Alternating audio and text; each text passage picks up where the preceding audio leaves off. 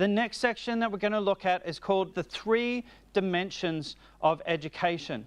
So there are 3 dimensions of education: knowledge, understanding, and wisdom. So we'll talk about this. You'll read it in this pace over and over again, and you'll probably hear it throughout the paces as well. The paces themselves want to teach these concepts to the children. So knowledge is about facts. Understanding is about relationship, and wisdom is about applications. Proverbs chapter 2 verse 6 tells us that all 3 of these things come from God. And so our aim is wisdom. Wisdom, not intellect, is the highest goal of Christian education. And it is the evidence of biblical truth applied in everyday life. That is what we want to see in our students. It is not enough for them to learn to be good at maths if they don't have any character to go alongside it. Now, knowledge and facts. We kind of know what knowledge is. But this is what the Apostle Paul says in Philippians chapter 3. He said, "If any other man thinketh that he have whereof he might trust in the flesh, I more. Circumcised on the 8th day, of the stock of Israel, of the tribe of Benjamin, a Hebrew of Hebrews, as touching the law, a Pharisee, concerning zeal, persecuting the church, touching righteousness which is in the law, blameless.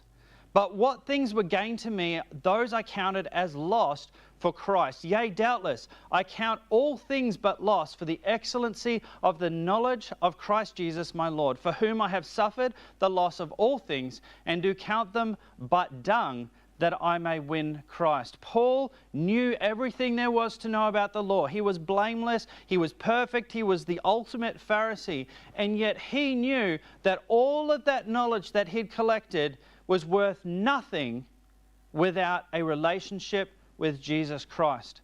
It is not bad to know facts and stuff. That is good. We need to. We have to learn these things.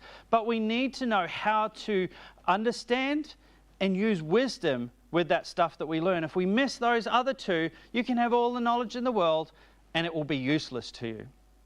Understanding is about relationships.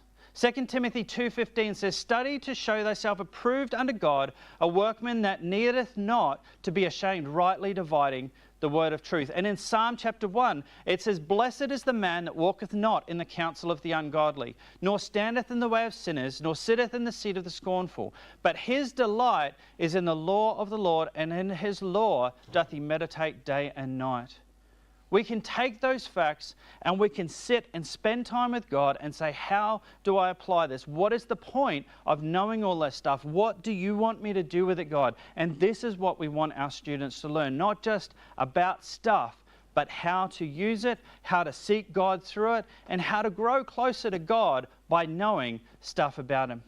And of course, the final one is wisdom. James chapter 1 verse 5 says, "If any of you lack wisdom, let him ask of God that giveth to all men liberally, and upbraideth not, and it shall be given to him."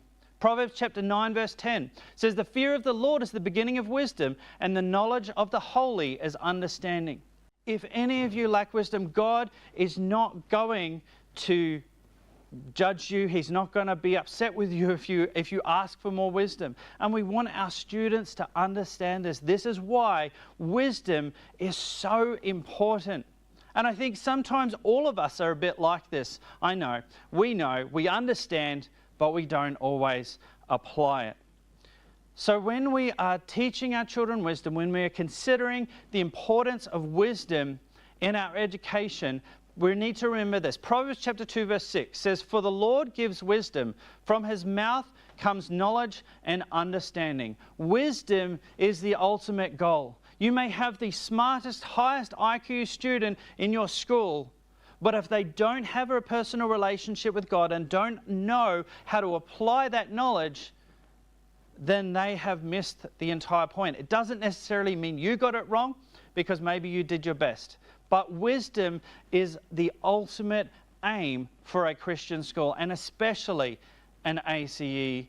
school or a homeschool family using the A.C.E. resources. We want your children to be wise, because true wisdom comes from God.